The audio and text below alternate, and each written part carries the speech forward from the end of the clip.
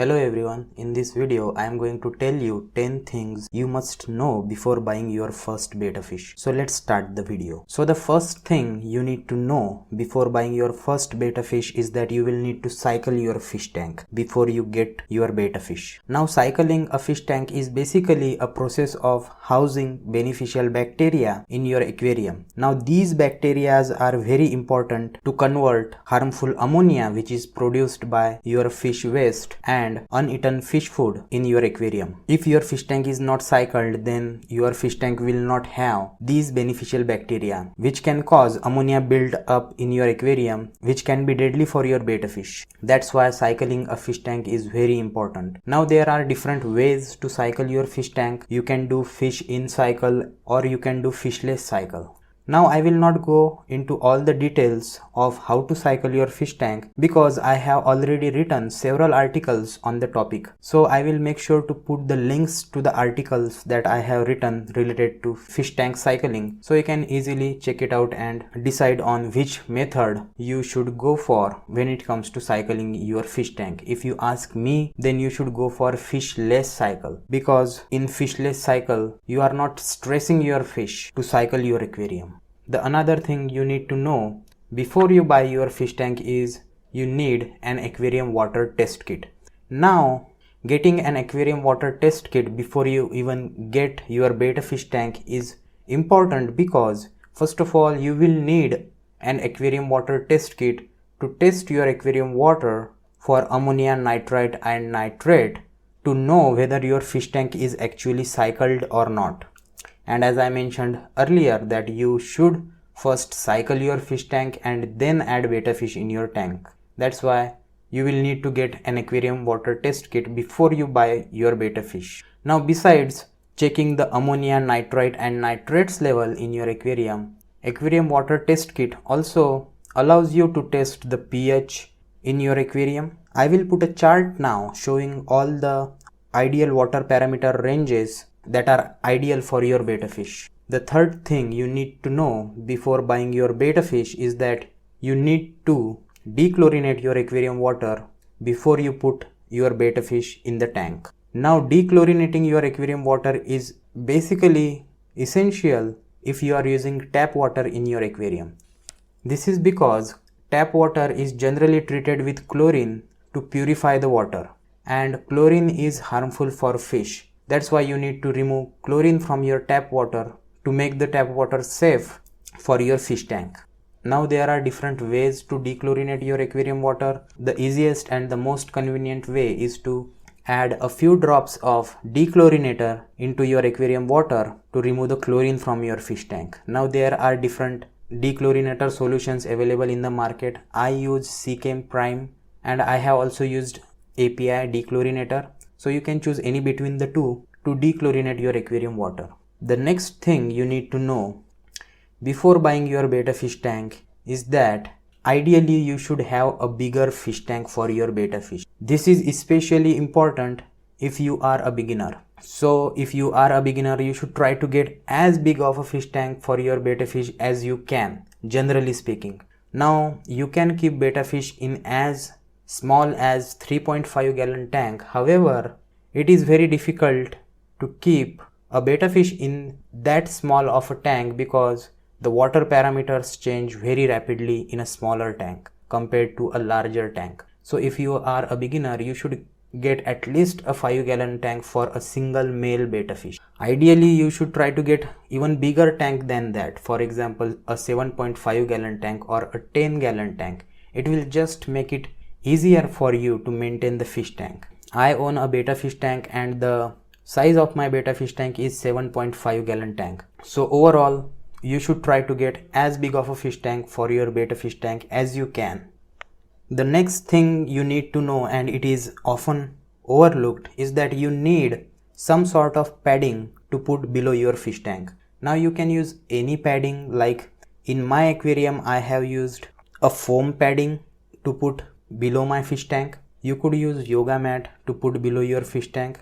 Obviously you will need to cut the yoga mat into smaller size to put below your fish tank. And there are also some mats that are available specially made for aquariums, so you can use those as well. Now putting some sort of padding below your fish tank is essential to avoid cracking your fish tank. Now the next thing you need to know before you buy your betta fish tank is that your fish tank should not have strong current in your aquarium. Now generally a strong current is produced in your aquarium by a filter in the tank. So you should avoid filters that produce strong currents in aquarium. So in my opinion, using an internal filter for aquarium is a big no, because it produces very strong current. Now which filter you should use for your betta fish tank? You could use a hang on the back filter which has kind of an adjustable knob, so you can adjust the current. And what I recommend is you should get a sponge filter. In my aquarium, in my betta fish tank, I have used a sponge filter. Now sponge filter produces very low water current, so it is basically ideal for a betta fish tank, and it is also very cheap as well. The next thing you need to know is that your betta fish needs dissolved oxygen in the tank. Now to make sure that your fish tank has a lot of dissolved oxygen in the fish tank is to install an air pump in your tank. Now the air pump doesn't sit in your aquarium, it generally sits outside your aquarium. And basically if you are going with my recommendation of sponge filter, then you will actually need an air pump for the sponge filter to actually work. In any way, basically you will need an air pump to make sure that your fish tank will always have a lot of dissolved oxygen in the fish tank.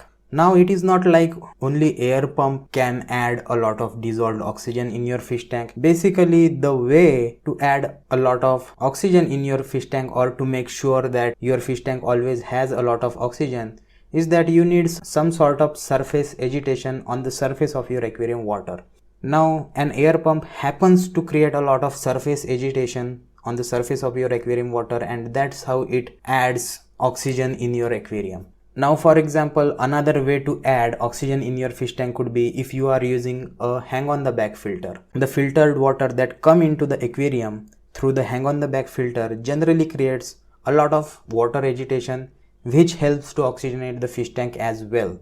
But the easiest method to always make sure that your fish tank has sufficient oxygen level is to get an air pump. And if you already have a hang on the back filter, then basically the air pump will work as a backup to make sure that your fish tank always has sufficient oxygen level. Now when it comes to an air pump, one tip I would like to give you is that you should choose an air pump which is quiet, because you will need to keep the air pump running all the time, and the noise coming out from the air pump is very irritating if you chose a loud air pump. Trust me, I had a loud air pump for my aquarium, and basically I replaced the air pump with a quieter one. So you should definitely get a quieter air pump. I will make sure to put a link to a quieter air pump in the description of this video so you can easily purchase it. Besides, I will also put links to all the products that I am mentioning in this video in the description down below, so you can easily check out my recommended products. The next thing you need to know is betta fish requires warmer water in their aquarium. Now this is because betta fish are tropical fish, and in their natural environment the water is warmer. That's why unless you are living in a very warm environment, you will most likely need a heater for your aquarium to make sure the temperature of your aquarium water is warm. Now there are different types of heaters available in the market. Ideally you should choose a heater that has built-in thermostat, so it can automatically adjust the temperature. Now the ideal temperature range for betta fish is between 75 to 80 degree Fahrenheit, or around 25.5 to 26.5 degrees Celsius, and betta fish can tolerate warmer temperature, that is warmer than 80 degrees Fahrenheit or 26.5 degrees Celsius. But the ideal temperature range for betta fish is between 75 to 80 degree Fahrenheit or 25.5 to 26.5 degrees Celsius. Now along with a heater, you should also get a thermometer to check the temperature of the water in your aquarium. Generally you should not rely on the internal inbuilt thermostat of the heater to know the temperature of your aquarium. You should basically rely on the thermometer instead. to exactly know the temperature of your aquarium water. Now there are two types of thermometers available in the market. The first is mercury based thermometer and the second is digital thermometer. Ideally you should get a digital thermometer. I have used a mercury based thermometer in my aquarium because I actually didn't found a digital thermometer. Generally digital thermometers are easier to read compared to a mercury based thermometer, and that's why I am suggesting you to go for a digital thermometer. The next thing you need to know is that betta fish has delicate fins which can easily get damaged if they rub on any sharp objects, for example sharp substrate or aquarium decorations that have sharp edges. So ideally you should get substrate that has rounded edges and not sharp edges, and you should choose the decorations that doesn't have sharp edges, because if you choose substrate that has sharp edges or decorations that has sharp edges, then basically it can cut the fins of your betta fish, which can lead to bacterial infections and all that kind of bad thing which we don't want. The next thing you need to know is that you cannot keep multiple male betta fish in your aquarium. This is very important thing, because if you keep two male betta fish in your aquarium, then they will fight like crazy with each other, and after some time one of the male is going to die. That's why you should either have a single male betta fish aquarium or you could have a betta fish tank with multiple females. Now what I recommend is that you should get a single male betta fish, especially if you are a beginner, because maintaining and managing a single fish is far easier compared to multiple fish. That's why you should just get a single male betta fish. If this is your first fish tank, it will be very easier for you to maintain the fish tank and take a good care of the fish. Besides, you should avoid keeping any other species of fish in your betta fish tank. Again, this is especially important if you are a beginner and this is your first fish tank, because adding more fish or tank mates in your aquarium will just make things more complicated. And when you are just starting out, you should try to keep things as simple as you can, and once you have some experience in the hobby, then you can always add more tank mates in your tank. The next thing you need to know is that betta fish are carnivorous. So their diet mostly consists of meaty foods. Besides, they also prefer a varied diet, so you should not feed them only one kind of fish food. Now there are different types of fish foods you can feed to your betta fish. What I recommend and what I feed to my betta fish is that I mostly feed pellet food, because it is very convenient and easy to feed and it doesn't foul the water. Besides, it is also very nutrient dense compared to other types of food.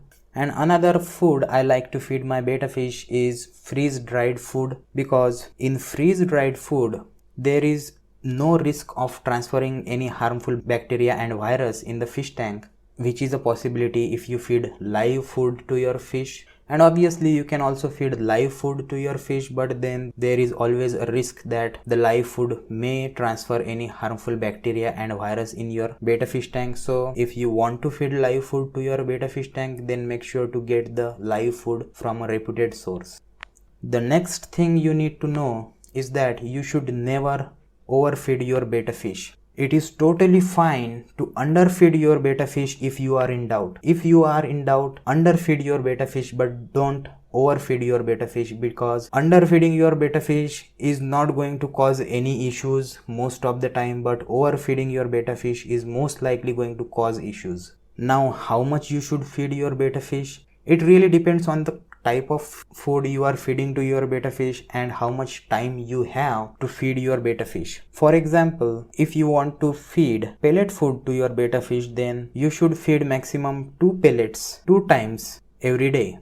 For example, 2 pellets in the morning and 2 pellets in the evening. Now this might seem like very low amount of food you are feeding to your betta fish, but betta fish has very small bellies, so this food is sufficient for them. You could feed more than that. Maybe you could feed 3 pellets at a time, and that will be also totally fine. But the main point is that you should not overfeed your betta fish, because if you overfeed your betta fish, then this can cause constipation. Overfeeding can also lead to high amounts of ammonia, nitrite and nitrate in your aquarium, which is deadly for your fish. So when in doubt, underfeed your betta fish, because betta fish can go for days without eating any food. So it is totally fine to feed small amounts of food to your betta fish. Another thing you need to know is that keeping aquarium lights on all the time in your aquarium can cause algae growth in your aquarium. That's why it is very important to maintain a daily routine with your aquarium lights. For example, in my aquarium I have got a timer which automatically turns on the aquarium lights at 11 AM every morning, and it automatically shuts down the aquarium lights 11 PM at night. So I am keeping aquarium lights on for 12 hours and I am not noticing any algae issue with the 12-hour period. So I think keeping aquarium lights on for 12 hours is fine. Now generally it is very difficult to maintain the routine with the aquarium lights. That's why I highly recommend you to get an electronic timer to automatically turn on and off your aquarium light. I will put a link to the timer that I recommend in the description of this video, so you can easily check it out and purchase. Now up until this point, all the things that I have mentioned are the things that you need to prepare your tank for your betta fish. But let's say you have done all the things that I have mentioned at this point and now you are ready to get your betta fish. So let me tell you some tips on how to get your betta fish so that you are getting the healthiest fish. And once you got the betta fish, then how you should put it in your aquarium so that it will be less stressful for your fish. So when it comes to choosing betta fish for your aquarium, you should observe all the betta fish that are available at your local fish store or from wherever you are getting the fish, and you should do some research online beforehand about common betta fish diseases to see and make sure that you are not getting any betta fish that is already suffering from any disease. Not getting a fish that is suffering from any kind of disease is especially important if you are a beginner, because this is your first fish and you don't want to get into the complications of treating your betta fish once you got the fish. Now you can always rescue fish once you have some experience in the aquarium hobby, but if this is your first fish tank, just get the healthiest betta fish you can. So once you get to the place from where you are going to get the betta fish, observe all the betta fish that are available and make sure that any fish is not suffering from any sort of disease, for which basically you will need to observe the betta fish a lot. And as I said earlier, you need to do some research about the signs of diseases in betta fish. Generally it is very easy to spot any disease in betta fish if you observed the betta fish for a while, so it is not very difficult. Just do your best. Now let's say that you have chosen the healthiest betta fish for your fish tank and you got the betta fish. Now you just cannot throw the betta fish in your tank. First of all, you will need to acclimate your betta fish before putting it in your tank. To acclimate the betta fish, just hold the plastic bag containing the fish on the surface of your aquarium water for 15 to 20 minutes. And after that, you can simply just net out the fish and put it in your aquarium. Another important thing you should keep in mind that you should not put the water from the plastic bag into your aquarium, because most likely the water in that plastic bag is very dirty and you don't want it in your aquarium. So take out the fish using a net from the plastic bag and put it in your fish tank. So these are all the important things that you should know before buying your betta fish. So I hope you found the video helpful and useful. If you do, please hit the like button and subscribe to my channel for more betta fish related videos. Besides, if you don't know how to set up your betta fish tank properly, then I have created a separate video telling you how to exactly set up your betta fish tank. So I will make sure to put the link to that video in the description down below. Besides, I will also put a link to the playlist that I have created related to betta fish, which contains all the information that you need to know to keep your betta fish happy and healthy. So I will also make sure to put the link to that playlist in the description of this video as well. So if you are interested, please check it out. Besides, in this video I have talked about and recommended several products throughout the video, so I will put links to all my recommended products in the description of this video, so you can easily check it out and purchase if you like. Thank you so much for your time and best of luck with your betta fish.